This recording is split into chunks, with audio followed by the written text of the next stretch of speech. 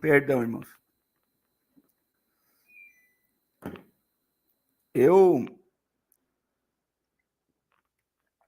digo para vocês que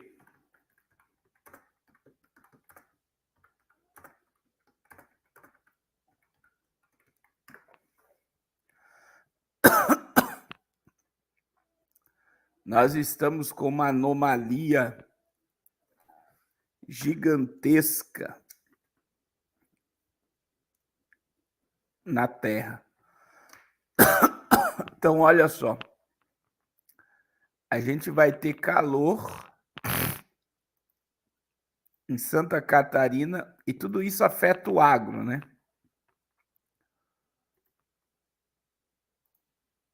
Afeta o agro diretamente. Então, olha só. Bloqueio atmosférico traz calor de volta. As temperaturas de até 30 graus em pleno mês de junho no centro-sul do país. Após passagem de frente fria, o centro-sul do Brasil começará a registrar gradativa elevação de temperaturas que poderão chegar a 30 graus na próxima semana, trazendo de volta a sensação de calor em pleno mês de junho. O centro-sul do Brasil tem vivido um prolongado período de dias de temperaturas mais frias, muitas das vezes ficando abaixo de 10 graus ou até 5, em algumas localidades, principalmente na região sul. Essa diminuição das temperaturas veio acompanhada do estabelecimento do tempo estável de grande parte da região, o que contribui para a diminuição de acúmulos de chuva e para o estabelecimento de um padrão mais seco que deverá persistir nos próximos dias. Há um mês atrás, enquanto a região sul do Brasil vivia o início da tragédia que envolvia volumosas, as regiões centro-oeste e sudeste viviam uma onda de calor fora de época, batendo novos recordes de temperaturas máximas para o mês de maio. Então, essa mudança no tempo que trouxe o tão esperado frio para a região foi bem recebida por muitos, porém já podemos adiantar que o frio está com os dias contados no centro-sul do país. O Pantanal, só para vocês terem ideia do calor que fez no Mato Grosso, tá aí a irmã Aguinaldo, no Mato Grosso, 37 graus, o Pantanal teve 900% de aumento de queimadas. Queimada. Então, foi muita queimada no Pantanal. Obrigado. Traz água, papai. Água. Pede para a mãe trazer água, papai. A missionária mandou uma pastilha por causa da minha garganta. Irmãos, então veja bem. Olha isso daqui. Aí vai entrar em pleno inverno e o Brasil está vivendo bloqueios atmosféricos e calor. Bloqueios atmosféricos que estão gerando calor. E lembre que foi a mesma coisa que aconteceu no Rio Grande do Sul. Então, para você entender o que aconteceu no Rio Grande do Sul, aqui em Santa Catarina fez um paredão, aí veio a umidade lá da Amazonas, entrou no Rio Grande do Sul e ia subir para Santa Catarina. Chegou em Santa Catarina, estava um paredão. A chuva não passou e aí ela voltou, gerando a catástrofe no Rio Grande do Sul. Agora, novamente, nós estamos aí, diz que sábado aqui onde eu moro vai fazer 30 graus em pleno inverno. Em pleno inverno, 32 graus em pleno inverno. Aí, Vini, só Deus. E se você não viu, irmãos, deixa eu mostrar algo para você. Você sabe que já morreu pessoas nos Estados Unidos e na Índia por causa do calor. Na verdade, na Índia foi 200 pessoas que morreram por causa do calor. Olha só. E moradores de Nova Delhi lutam para sobreviver enquanto temperaturas recordes são registradas em grande parte do norte da Índia. Pelo menos 200 pessoas morreram devido à insolação em todo o país. As informações são da mídia britânica. Alertas vermelhos foram anunciados pelo Departamento Meteorológico indiano e escolas precisaram fechar mais cedo. Moradores de acampamento na capital fizeram fila durante horas esperando a chegada do caminhão-pipa. Segundo eles, a água é muitas vezes suja e imprópria para consumo humano. A onda de calor chegou no momento em que milhões de indianos foram às urnas votar nas eleições gerais que duraram 6 semanas, aumentando os riscos para a saúde enquanto esperavam em longas filas. As temperaturas escaldantes também prejudicaram os animais, colocando-os em risco de desidratação e insolação. Os meses de abril, maio e junho são sempre quentes na maior parte. Então, veja bem, irmãos, mais de 200 pessoas morreram na Índia por causa do calor. Por causa do calor. E nos Estados Unidos,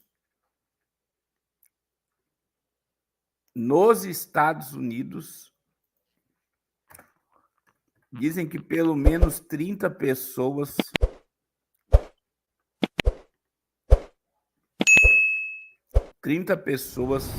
morreram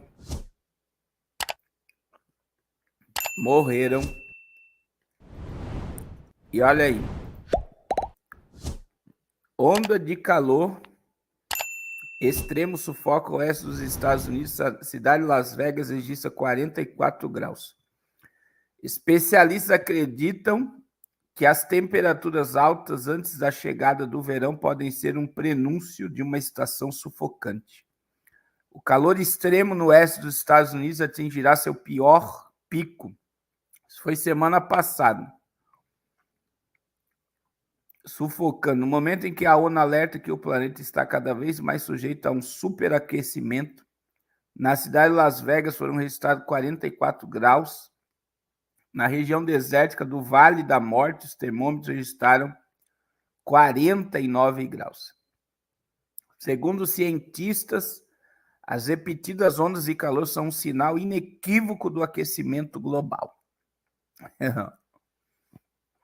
E devem se multiplicar, intensificar e durar mais. Especialistas acreditam que as temperaturas altas antes da chegada do verão podem ser o prenúncio de uma sensação sufocante. Na realidade, tem uma matéria aqui, ó, que já dizia que o calor extremo, ó, 2024 pode ser o ano mais quente da história. Relatório da Administração Nacional Oceânica Atmosférica dos Estados Unidos indica que os recordes foram batidos em 2023 e a passagem do fenômeno El Niño, que contribui para levar ainda mais temperaturas em 2024. Então tá aí. A gente só encontra a resposta para tudo isso na palavra de Deus. E quem falou, né, de uma forma clara sobre isso foi o profeta Isaías,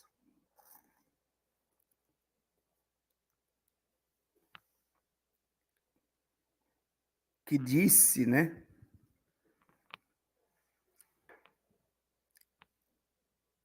capítulo 24,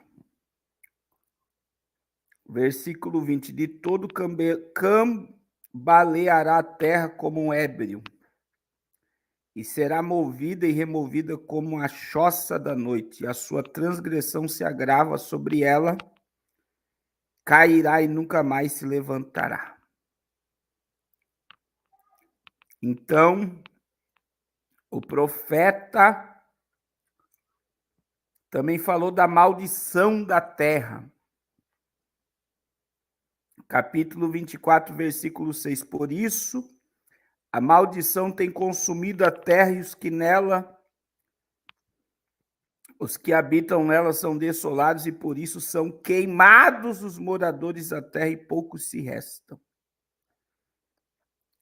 Porque, versículo 5 de Isaías 24, a Bíblia diz: na verdade a terra está contaminada por causa dos seus moradores, porquanto tem transgredido as leis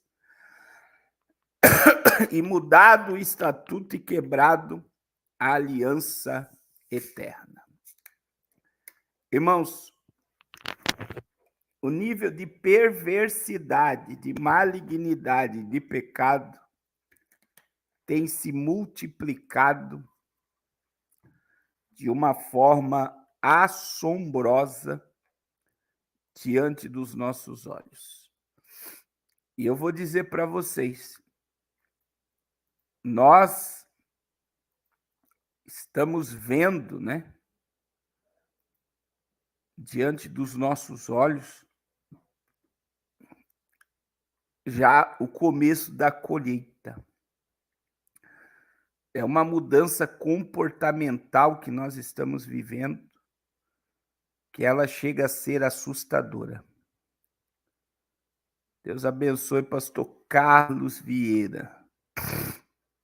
Uma mudança comportamental em que os homens estão de passos largos para longe de Deus, se afastando totalmente do princípio da palavra do Senhor.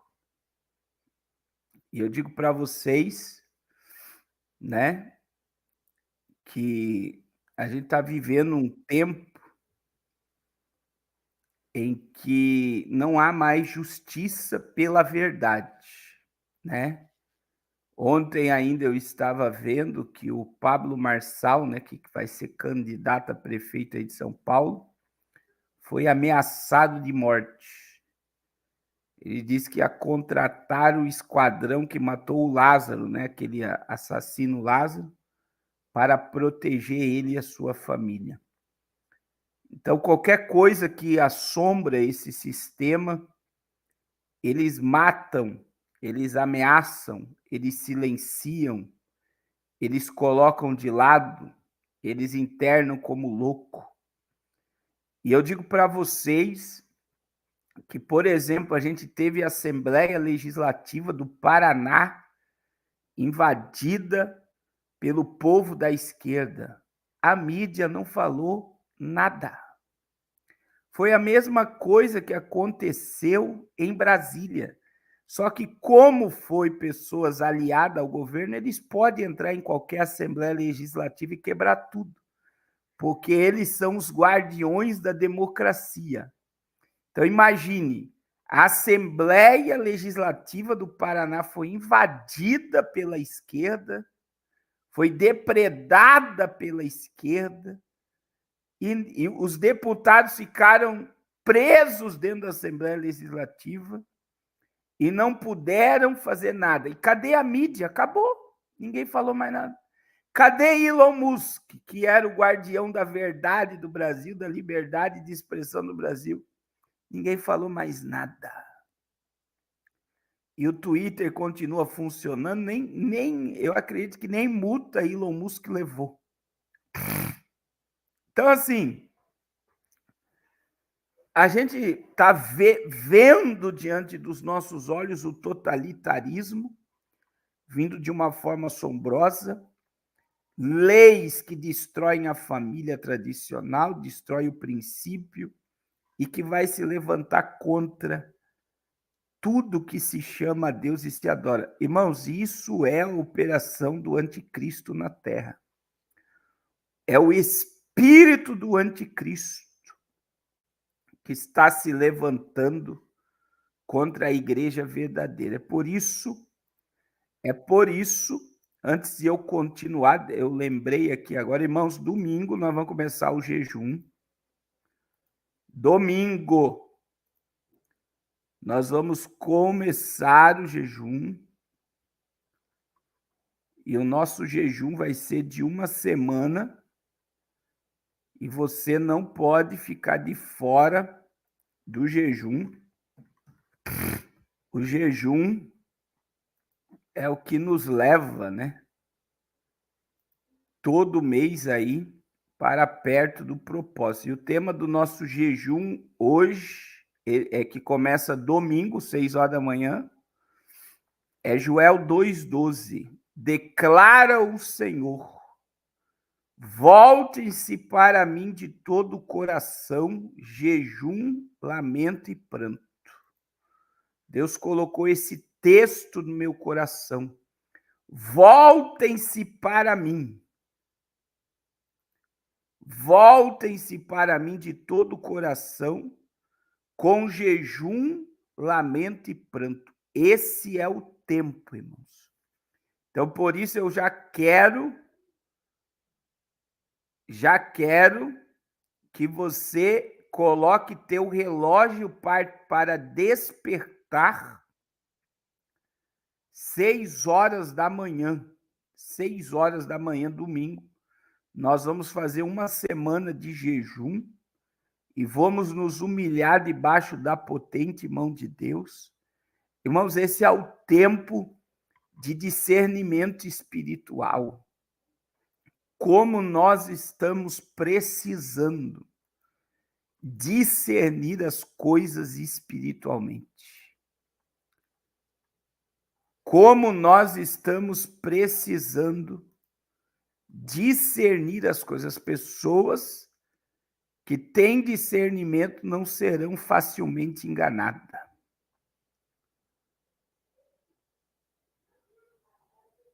Não serão facilmente enganados. Irmãos, é tempo de discernimento. É tempo de orar, porque discernimento é um dom do Espírito. Está lá em 1 Coríntios 12. E veja que o discernimento ele está ligado aos outros 2 dons. A palavra da ciência, a palavra da sabedoria, o discernimento de espírito, são os primeiros dons que Paulo fala. Então, veja que para ter discernimento, você precisa ter relacionamento com a Bíblia. Você precisa ter um relacionamento com a palavra. Então, nós precisamos ter discernimento de espírito nesses últimos instantes da noiva aqui na terra, porque o tempo está findando, irmão. O tempo está findando. O tempo está findando.